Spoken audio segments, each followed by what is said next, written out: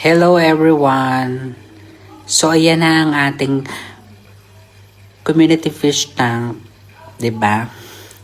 Nag-general cleaning ako. So every 2 months po ako nagja-general cleaning ng nitong aking fish tank na to. So yung kanyang pinaka water filter na yan is yan, katulad yung water filter na yan, yun ay every 2 to 3 weeks ko rin po siya pinapapalitan. And then yung talagang general cleaning or palit talaga, full water change is 2 months naman yung aking ginagawa.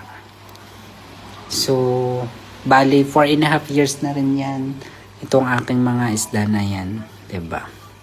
So, nilagay ko yan sa labas, everyone, itong aking mga artificial na aquatic plants. Kasi ganoon din naman, nakikita rin naman nila yan, 'di ba? So, mindset ba para hindi na lang tayo naglinis-linis, 'di ba? So, ayan. Ito ang ating fish tank. Ay, super linis na ng bonggang-bongga.